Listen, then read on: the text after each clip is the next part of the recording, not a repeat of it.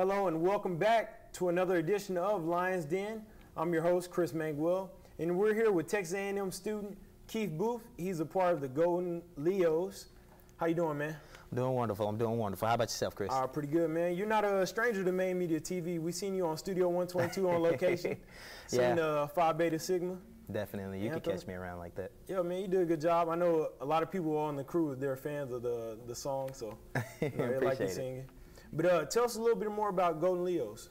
Well, you know, Golden Leos is a wonderful organization on campus. Basically, our purpose is to serve as the ambassador for the president of the university. We oversee and facilitate any events that he might have, whether it's graduation or whether it's a special event where we have a guest speaker come up. We will basically serve as the workers for that event.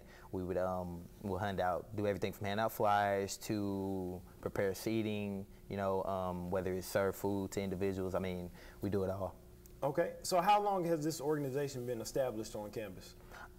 Golden Leos was established in the early 70s. Okay. You can find that information on our Constitution, which is on the website. Cool. But yeah, we were established in the early 70s, so we've been around for somewhat about 30 years plus. Okay. And so do y'all have a lot of active members in the organization as of current? As of current, we have over 20 active members. Okay. And we're moving strong, and we're still bringing in more people. Okay, sounds good. So describe some of the requirements to become a Golden Leo. In order to become a Golden Leo, what you have to first do is have a 2.75 GPA or greater. Okay. You also have to be registered as a full-time student, either undergrad or a graduate, so both work. And you have to have a slip of good standing. Once you get all three of those, basically we take you through the interview process where we assess both character and, you know, your compatibility with students on the university and how well you handle yourself in the business world on multiple different levels. Okay. And from there, we determine whether or not you'll be good for Golden Leos. Okay, sounds good. So where can students pick up applications for Golden Leos? Well, since we only do our intake every spring, at the beginning of the spring semester and towards the middle of the spring semester, we'll set up a table, typically in the atrium in the student center. You just come by and you pick up an application, you know. And hear us talk. Oh, nice. So tell us, if you don't mind, can you tell us a little bit more about your process on becoming a Golden Leo? Okay, well, my process was pretty much from A to B to C. I was walking around, you know, I wanted to get involved on campus or whatever, and so I came in the atrium and I saw Golden Leos my first semester here, but I couldn't be a member yet because I still had to get a semester under your belt or whatever. You have to have been in school at least a whole semester, and I transferred in. And so the next year I came back or whatever, and they were set up, and I was like, okay, this time I'm getting there. And so I got an application, I filled it out, got my slip of good standing, had the good GPA, and I brought it in.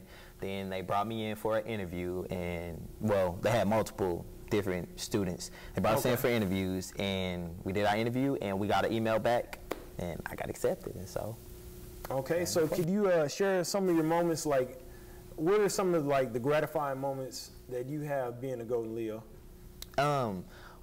Probably the most gratifying moment is once you work graduation.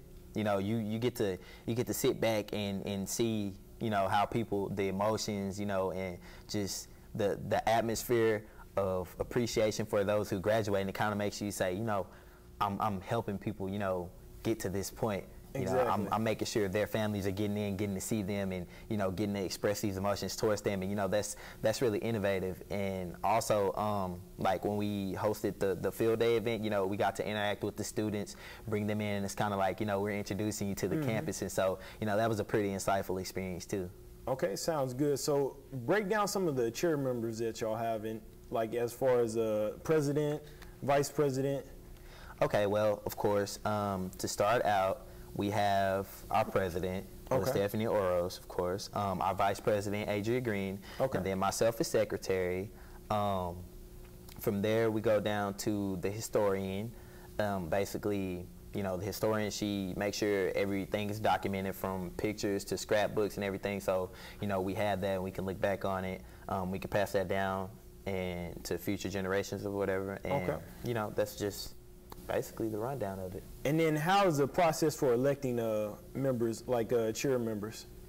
Well, My process, we came in one day, it was an agenda that we were going to vote. You have to have a 2/3 vote in order to pass anything. And so once we went to the meeting, they asked us who was going to run for what positions. And basically we filled out a ballot of whatever position we wanted to run for, and then everyone voted on it. And from there, whoever won, we took that position and we moved on. As for the president and the vice president positions, you actually have to be a previous year Golden Leo in order to move up. So whoever the vice president is typically will move up to president when the actual president themselves graduates. So it's those two work in that order. But everything else is just a majority vote.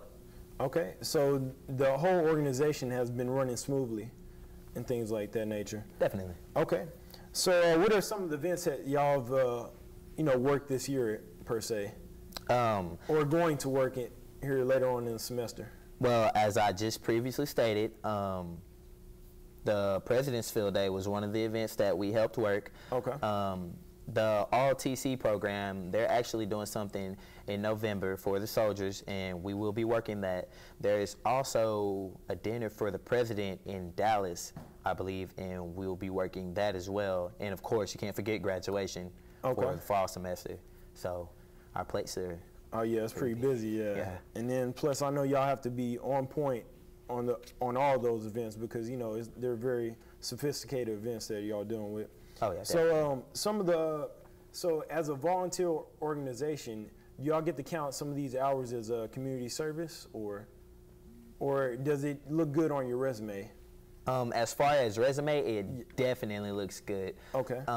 Since it's under the school and we're doing it, as an organization, it wouldn't necessarily go towards community service hours. Okay. However, just with it being that it's still a form of prestige, and it's also good for networking, from the various people that you might bump into, Dan Rathers, et cetera, et cetera, Sounds good. So what would you like to tell people that are interested about this organization that, if they wanted to join, what type of words of encouragement that you would tell them? If you would be interested in joining Golden Leo, I would definitely tell you, be sure to be active on campus, whether it be joining organizations or just your involvement. Also, keep a good GPA. Okay. Because you have to have the 2.75. And from there, it's really just be dedicated to your work and look out for us in the spring once we start having intake. Okay. Sounds good. Keith, man, thank you for coming on the show, man. No problem, Chris. It was Keith Booth from the Golden Leos. And stay tuned to more of Lions Den on Main Media TV.